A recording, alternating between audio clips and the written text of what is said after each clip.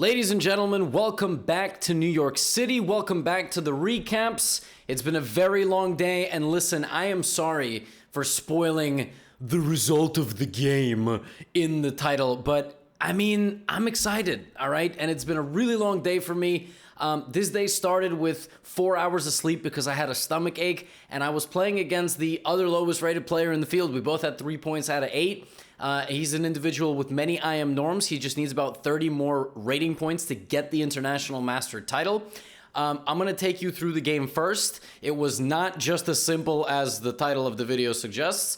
After this game, I flew home, and I'm recording this at 11:10 at night. It's 11:09 p.m. So game first, and then we're going to talk about all the other good stuff and what the next steps are. So my opponent plays knight f6, and in all his openings likes to play the move c5. So against the e4, he likes the accelerated dragon Sicilian defense, and against d4, he plays various Benoni systems, including one this tournament, which I've never seen in my life and literally doesn't exist anywhere that I could see, is queen e7. He played this twice. The engine is not the biggest fan, but I was like debating before the game whether or not I should go into his preparation, and I decided to move order him into potentially whatever might arise after this, or a Jobava London. So it's a London system with the move knight c3. Now, I could have just played the London or the Trompowsky. I decided to go for this one. I thought it was going to be very easy to play. And he played e6, which allows white to play knight b5. Now, here I have seen the move knight to a6, and white gets the knight kicked out and basically says, well, haha, I've made you put your knight on a6, which is good for me. He went check, and I was like, what is he doing? I have never seen this check in my life, because it's like, normally you want this bishop to fight against my bishop. So I was already completely on my own. Well, both of us really were. We were inventing stuff, and that's what I wanted. I didn't really want to fight on turf that he has spent many hours researching, totally unique territory. So here I already started kind of contemplating. First of all, if I chase this bishop down, what my opponent is going to do, like when I get here, is he's just going to play a5. He's going to leave my knight here. He's going to fight back against b4. I could potentially overextend very quickly. If I play b4, he just goes back, and this is sort of damaging to my structure without a4, if I just do b4 without a4. So I decided to play a4 right away. And this I thought was very clever, because now if he doesn't attack my knight, I'm threatening to just go b4, a5. So, for example, castles b4, a5, and the bishop is obviously trapped, and I would simply be winning. And if he were to fight back against my knight, I was even thinking to play b4 anyway to get this position and, potentially do some stuff over here, or even take back. I can be patient because this is pinned. So I was completely on my own. It was already a very interesting position. And then here he played this move. And I was like, what is even going on? And the other thing about his playing style, so my opponent plays incredibly fast. I have seen him just in the opening blitz nonstop. He has 20-minute, 30-minute time advantages, and I was very cognizant of that. I was like, all right, I can't do this. I can't tank all the time. But I was finding it so tricky to do something about this bishop. For example, if I just retreat and he just takes, now he just has the bishop pair. He kicks out my knight. What have I accomplished in this opening? I mean, nothing. He just has the bishop pair. I have an open file. I haven't accomplished anything. So what I decided to do, and by the way, I can retreat, and then just continue to commit to this bishop. But I don't know. So I played bishop e5.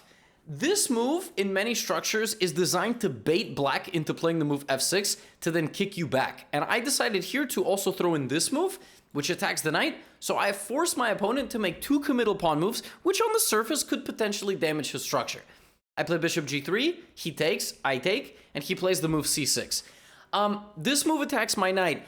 And in this position, again, he's blitzing every move. I'm already down about 15-20 minutes because he's just so fast. I'm like, all right, I got to play a little bit faster to catch up with him. But here, I calculated not just moving back, but also playing the move b4. The idea would be that if he goes here, rather than retreating, I take the bishop. And this position is clearly better for white because I just have a lot more space. That's the major difference in our positions. I have a lot more space. His pawns are committed in very strange ways. For example, he can already just be strategically lost if he puts too many pawns on light squares, too many dark square weaknesses, right? So if he doesn't retreat when I go here and he takes, I can take with check. And the mistake that I made here is I saw all of this in my head, and my final evaluation was, I'm not so fond of it. I don't think that I'm doing that well here. I failed to realize how strong the position actually was. Like I can just very slowly build up my queen side, maybe even move my king out of the way and play like c4. The engine is a big fan of this position for white. I saw this as a possibility, but I was like, I don't know. What if I just go back? He goes queen e7. He's blitzing all his moves. And at this, like right here is when I had this moment in the game, like, man, I really should have gone b4. I also, a couple of moves ago in this position, contemplated just completely blowing up the board. Like, takes. I mean, this is over here. This is over here. You know, pawn takes. I can even play queen takes and attack the rook. Very complicated position. I contemplated several times about just blowing up the board, and I decided to be solid when it hit me that I've just accomplished nothing. Like, my opponent just has a better position now. And he's got a 30-minute time advantage because I just spent so much time mulling over different like ideas and calculating stuff. And this was very frustrating because my game plan had failed completely. Like, my opening was a mild success because I kind of got us into very unfamiliar territory. Then I misplayed because that's chess. That's sometimes how it goes. Well, I didn't quite misplay. Like, I got to a situation where I could have apparently played b4, but I decided to retreat. And now I was in borderline panic mode. Like, everything was going wrong. So I decided at this point to speed up a little bit. And I rattled off a couple of moves. I decided to play b4 and queen b3, just focusing on the queen side. The problem is that he is very fast with play. The person who has the bishop pair wants to open up the board. So he plays a5. Now, I'm already in some trouble.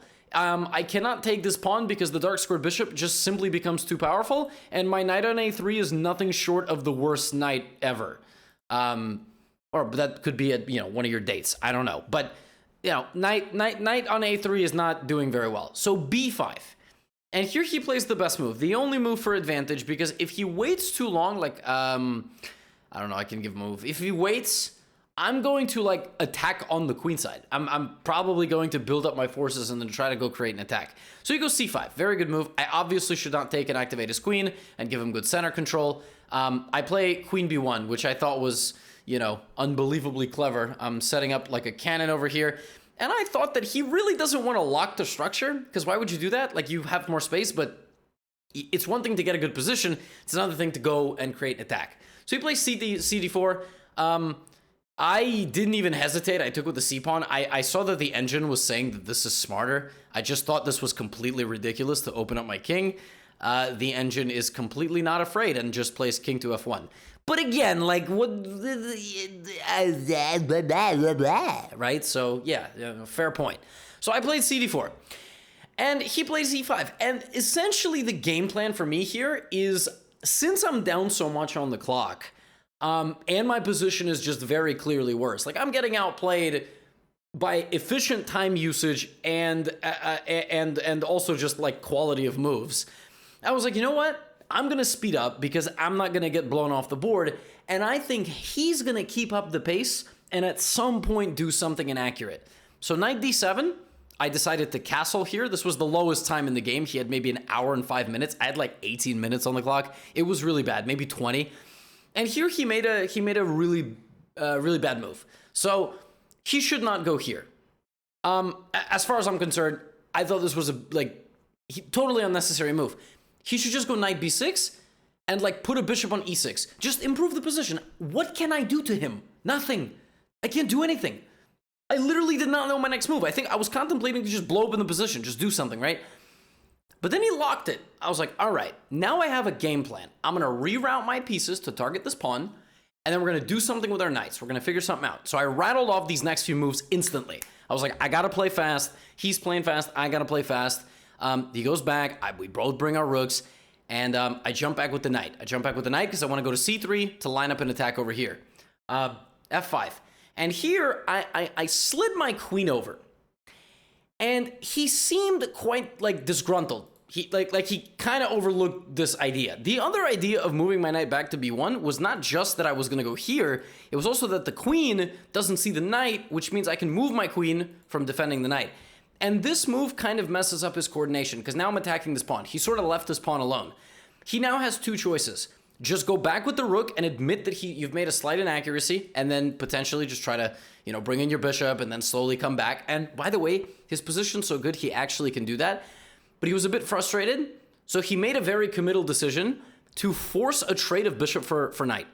Now, it's two bishops versus two knights, but this pawn has ventured in over here. The central blockade has now been lifted, and I think I kind of survived the worst. So now I rotate my queen over because I want to go win this pawn. He goes bishop d6. It's the best move because now I cannot move my knight because a3 is no longer protected, and I would suffer a loss of material. Bishop d6 is a very decent move.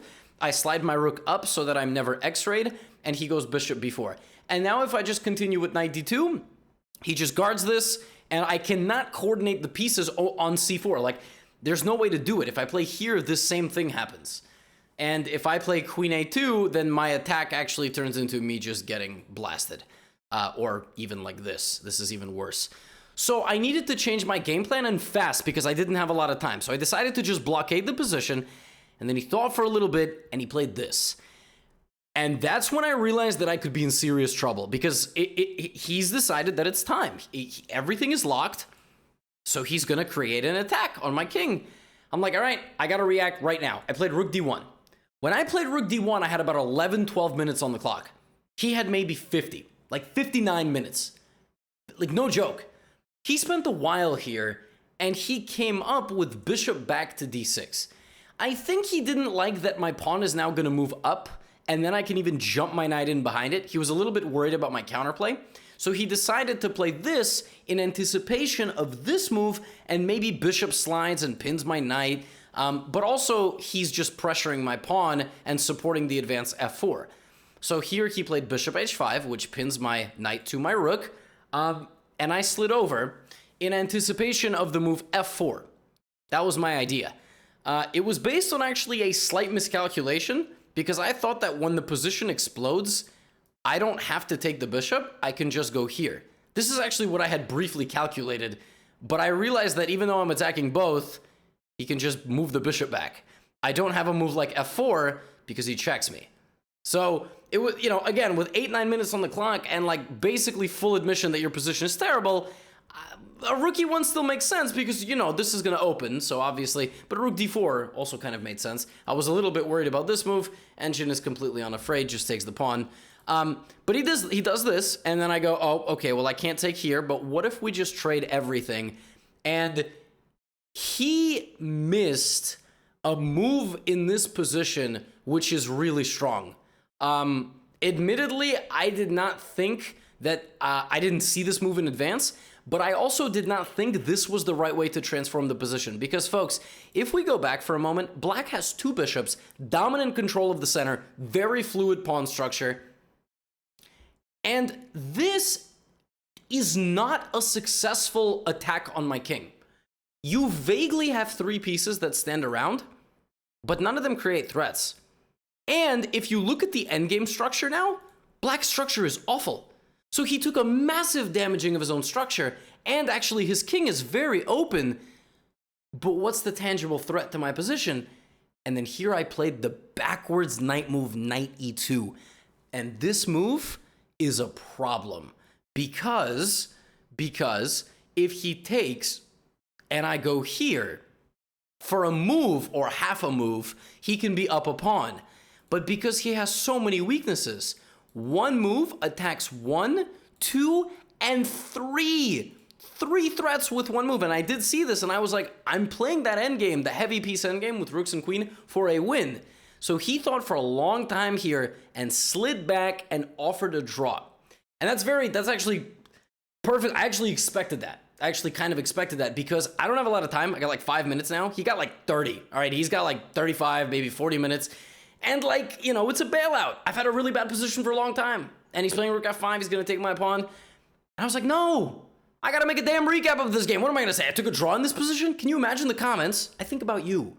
I also think about how good the position is, but I also think about you. So I played knight g3. He took, I took. Who's in business now? Let's go! And, you know, it's really dangerous here. So what he decides to do is go for a rook trade. And I play the only move to keep advantage. I have to slide back. I have to make sure it's a very common idea. Just got to make sure that my rooks all defend each other. Bang, bang, and he slides back here. Now again, I've only got like 4 or 5 minutes on the clock. I get 30 seconds bonus every move. How are we going to convert this endgame? Well, let's play an instant move. I don't even have to think about this move. Give him a check. Here's the idea. If he slides his king over to those 2 squares, I check him again, I win the a5 pawn. If he slides something to f7, I can win the e pawn. And he did that, and now I had a big decision. Do I trade into this endgame? The other thing about converting this position is I have to transform the right endgame. Now, if it's just rooks, I'm not 100% sure it's winning, even though I have an extra pawn. If it's knight versus bishop, I'm not 100% sure it's winning, because the bishop can go for my pawns. Now, if I can win b7 and push my b pawn, I'm probably winning. But I was thinking that I needed queen and rook versus queen and rook, because my opponent's king is so weak. If I could trade like this, like for example, if this was possible, white is probably completely winning here. But there's a queen hanging, so, you know, that let's kind of not hang a queen. But I think white is completely winning in that position as long as my king is safe. So I went here, and he surprised me here. Good move, rook f8. I completely did not expect just abandoning e4. So I can't take e4 or a5. I need to guard it there. So I blitzed out this. He thought for a little bit and played queen f4. The idea of queen f4 is that if I venture off over here, queen c1 is not the idea, but it's this. And that's brutal, because I can't take with either thing. If I take with this, I lose my knight, and if I take with this, I lose everything. So very good aggressive counterplay. And here I saw that I could take on e4 and get the endgame that I'm talking about. I can get the heavy piece endgame, like rook f7, and then, for example, maybe I can take with the... Oh, no, I actually can't take with the rook. I guess I can take with the queen, and I was a little hesitant about this. I was like, I don't know if this is winning. I think it could be, but maybe not. So I decided not to commit too quickly and play this, but then he went here. And my option was to take the free pawn or to repeat moves. And I was like, I'm just going to take this. And now I'm feeling good. I'm like, all right, we're winning. I'm going to jump in here. I'm hitting everybody. And again, because I don't have a whole lot of time here, I'm thinking he's going to give me a check and try to wrap around. And, you know, he's going to check me. I'm going to go here. And I think he's going to move his bishop to go to d5. And I prepared this mentally prior to this position. But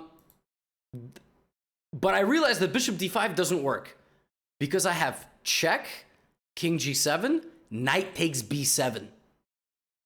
He takes my knight, I fork his king and his bishop. And I was like, oh, he's going to blunder that. He's going to blunder bishop d5. Now, what was the mistake that I made when I saw this from a distance?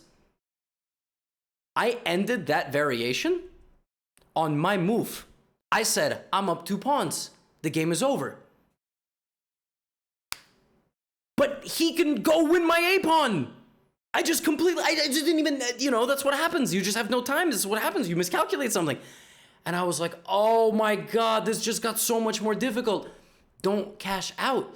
Just be patient. Just attack the bishop. And then this is hanging. And, you know, he can like stubbornly try to defend it for a little bit. But what's going to happen is like I can check him and maybe slide over and like guarantee that I win this thing. It's tricky. It's not the easiest thing in the world. I'll give you an example. The engine after rook e5, bishop b3 gives this. Because if takes, knight b3 attacks the rook and the bishop. I mean, tricky. So I was like, oh, I'm so smart. And then he did this. I was like, oh, this just got so much more difficult. Okay, let's push some pawns. So here's the game plan. We're going to push both pawns, and then at some point we're going to give a check, and then we're going to try to convert this endgame. Now, rook b7, repeating moves, and going for this, not accurate. What I should do here is just play g5 straight away. Let's say he keeps pushing, rook a6, and this endgame is kind of what I'm going for. Like with fg and rook. It's still tricky. There might be like one drawing technique for black, but that's what I'm going for. That's actually ultimately what I ended up getting. Like somewhere around here. Yeah, this endgame. Now, okay, I can't tell if the engine is trying to tell me this is winning or not, but essentially I checked him and I played like rook e7 and I pushed my pawn. What I couldn't figure out is like f5. Is this a winning position or not when I play f5, f6? It doesn't seem like it, but my winning idea was that I would play f6. So, like this, I would play f6, and when my opponent would check me, like check, check, check, I would run to e8. So I would run to e8. This was my winning idea. With like a minute on the clock, you know? I have to keep playing. I have to keep setting myself practical chances. I don't really see another way to win if it's not pushing my pawn. So he did this, and then he played king f8, and I was like, oh, that's really smart. I was like, that's really smart. So I'm going to make a couple of moves. Let's see what happens. We both have about a minute on the clock. So let me play rook g7. I'm going to cut him off. And then here he played this move. He played h6. And I realized that I'm winning because I can now slide over. So I'm winning because my king slides in. If he takes or takes, I slide in. That's exactly what I did. And now that I have total, like, a lineup here against the king, I actually don't even need to get the queen. This is potentially not winning. It might be winning in this endgame, but sometimes your opponent can have a fortress here. I have to be patient, just slide over. The pawn is not getting stopped, right? So he goes here, I go up, he goes here, I push, and I go up again, and I'm threatening to make a queen. Now, again, you need to be careful not to accidentally, like, blunder a rook. Although that endgame is winning, I played rook e7 with the intention to promote, right? So if he were to sacrifice, my rook will just stop his pawn. It's too far away from becoming a queen, and my king is too close. So I played rook e7 on the 80th move, and he resigned. And yeah, I won. It wasn't the most flawless win, let's put it this way. But with this win, I got 4 points out of 8. I ended the tournament with -1, so that means I lost 2 and I won 1, -1, and I had 6 draws. I gained 9 rating points on my FIDE, so I'm 2362 now, and the only 2 games I lost to the 2 guys who made GM norms. Not just GM norms, Theodoro and Andrew Hong made their 3rd and final GM norms, and they already crossed 2500, so they're grandmasters. That's how stacked this tournament was. In terms of the next steps, I've got a lesson coming up in the next few days with my coach, Wojciech. I am extremely motivated, extremely frustrated with some of my opening preparation. But more than anything else, I understand now, I'm slowly beginning to understand the level of the competition that I'm at, that I'm competing against, and where I need to be. There were several times in this event where I felt very comfortable in the opening, like against Casa, like against Theodoro, and I had promising positions, and it led to complex middle games where I had my chances. Many times in this tournament, I was completely unprepared in the opening, like against Magesh, against Andrew, and I got really bad positions. And other times, I just simply played too slow. So, working on my preparation, working on my calculation. Folks, I just want to thank you once again. This is a 23-minute recap. I'm back home here at 11:30 o'clock at night. I woke up at 6 a.m. today. I flew. I played this game, not in that order. If you made it this far in the video, thank you. Honestly, I can't thank you all enough. Every one of these recaps has like almost 400,000 views, 1,500 comments or more, unbelievable engagement. Also a friendly reminder that in like 15 hours after this video gets posted, 3 p.m. tomorrow, the 25% off sale ends on the website. So if you want to check out the bootcamp or any of the openings courses, go click the link in the description. And that's about it. This tournament is over. It was a good success, but it was lucky at the end. I mean, I earned my luck, and you earn your luck in chess, and I earned my luck through the perseverance of that game, but I want to win games a little bit easier than that in the future. And I think I know what I have to do to get there. So I'll see you all for the next tournament. I'll see you all for my next video. Thank you all once again for the support. We're signing off for this one. So long, Charlotte. Till next time. And yeah, you know the drill. Get out of here.